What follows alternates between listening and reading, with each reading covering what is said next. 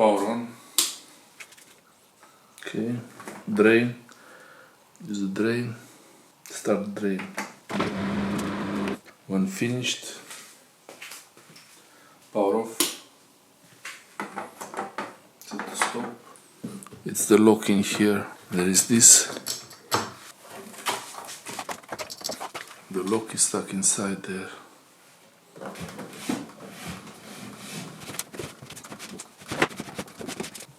Turn off the water supply, then disconnect the water from the machine.